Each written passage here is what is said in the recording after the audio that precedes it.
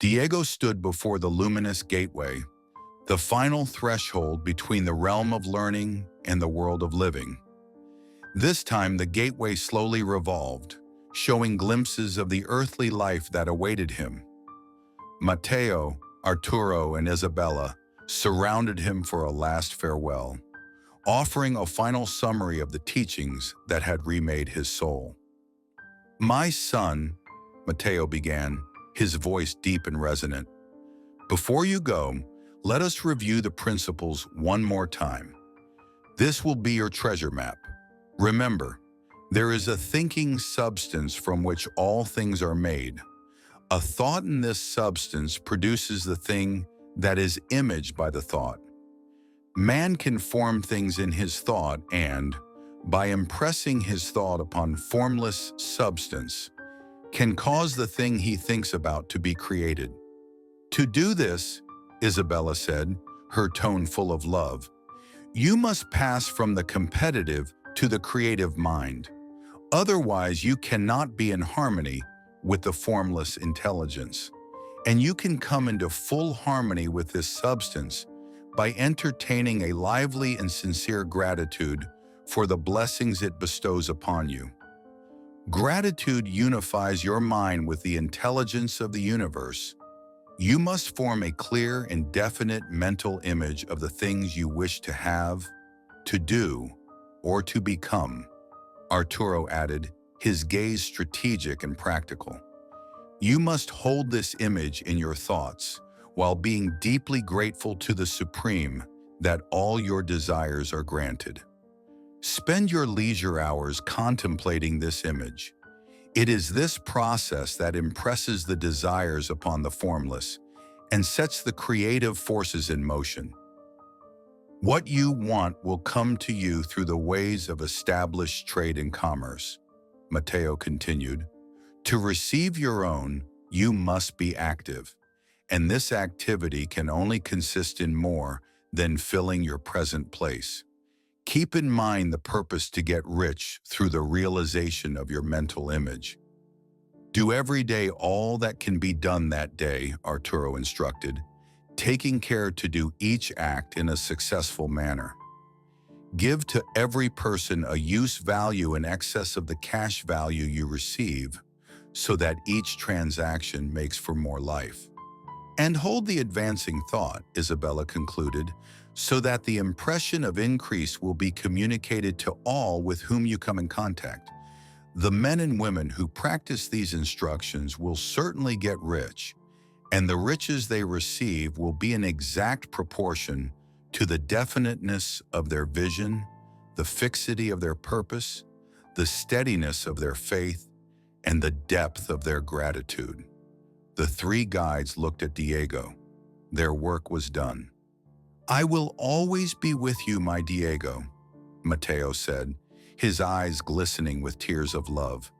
"But you will no longer need me. You have become a master yourself. Go and create the life you deserve." Diego bowed with deep gratitude to his grandfather and his friends. Then, with firm resolve, he stepped toward the gateway of light and disappeared into it. Moments later, Diego opened his eyes in the hospital bed. Seeing him, Sophia jumped up from her chair.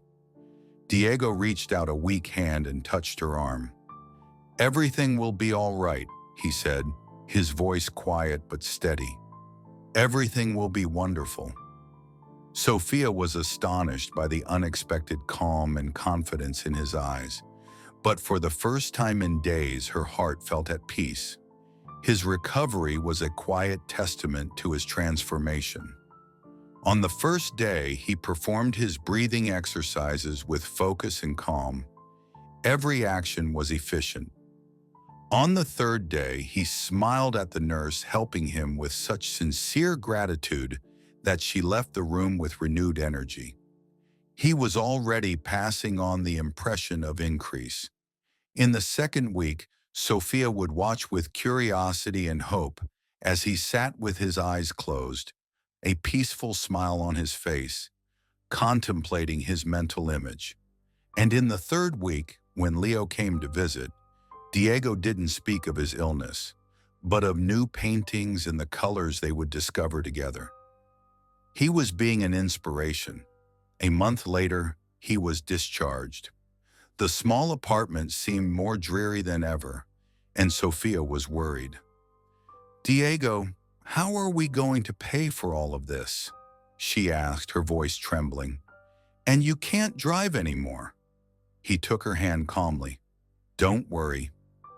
We are in the process of getting rich.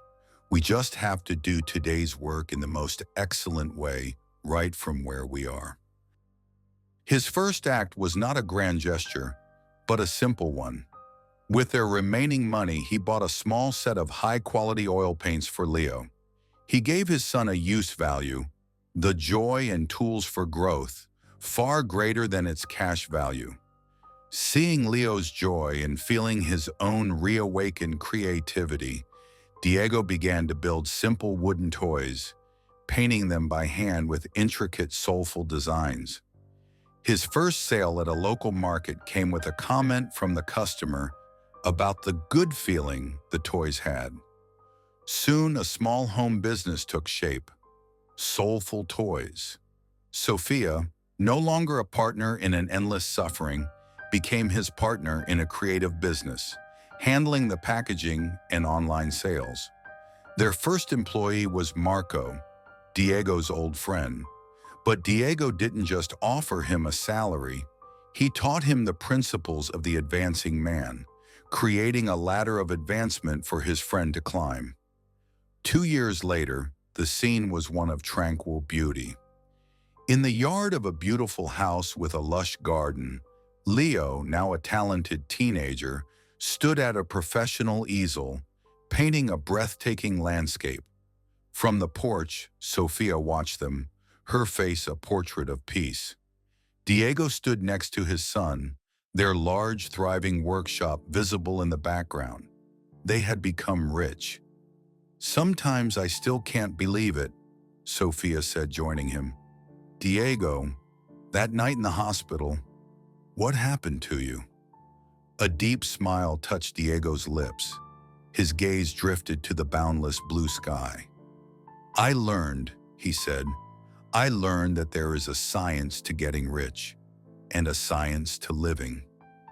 He took Sophia's hand, and together they looked at their son's masterpiece in progress. They were no longer victims of life. They were the creators of a beautiful life. And this was just the beginning.